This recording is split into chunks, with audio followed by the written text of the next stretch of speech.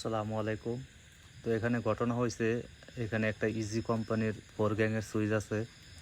তো এখানে 3টা সুইচই ঠিক আছে, একটা সুইচ সমস্যা। তো আমরা এই একটা সুইচ পরিবর্তন করে এই 4 গ্যাংটা এখানে লাগিয়ে দেব। এই একটা সুইচ একটা এক গ্যাং থেকে খুলে এনে এখানে লাগাই দেব। তো 4 গ্যাং সুইচ কোম্পানিকে রিটার্ন দিলে আমাদের পুরো একটা 4 গ্যাং আনতে হবে, তাই এখানে আমরা একটা এক গ্যাং রিটার্ন দিয়ে দেব, ওইখানে এই নষ্ট সুইচটা লাগিয়ে রিটার্ন দিয়ে দেবো আর কি। তো এখানে আমরা একটা সুইচ খুলে নিচ্ছি, যেটা সমস্যা সেটা অনেক প্লাস্টিকের লক সিস্টেম, তো এই লকগুলো চেপে চেপে আসলে খুলতে হয়। তো এটা আমরা খুলতেছি। এই দেখেন, এই সুইচটা খোলা হয়েছে। তো এই সুইচটা মাঝে মাঝে কন্টাক্ট ছেড়ে দেয়, লাইট অনেক সময় জ্বলে অনেক সময় জ্বলে না।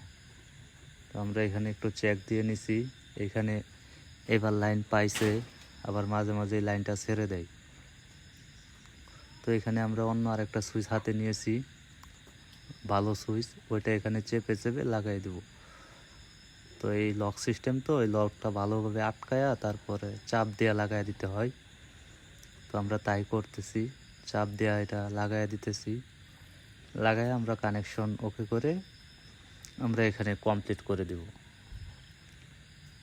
তো একটা সুইচের জন্য আসলে পুরো সুইচ বোর্ডটা একটা সময়ের দরকার, তাই এটা আমরা একটা অন্য আরেকটাতে খুলে আর কি লাগিয়ে দিয়ে কানেকশন দিয়ে কমপ্লিট করে দিতেছি।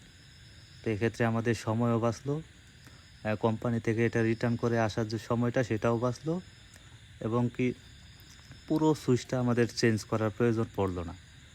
জাস্ট যে সুইচটা ক্যাপসুলটাতে সমস্যা, শুধু ওই ক্যাপসুলটাই আমরা পরিবর্তন করছি। তো এই পুরো সুইচটা কোম্পানিকে দিলে আমাদের একটু সময়ের প্রয়োজন হতো, সেই সময়টা আমাদের এখান থেকে বেঁচে গেল।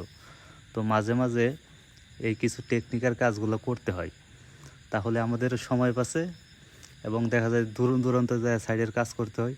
তো সেই ক্ষেত্রে আমরা মোটামুটি কাজটা করে আসতে পারি। তো এই ছিল আজকের ভিডিও।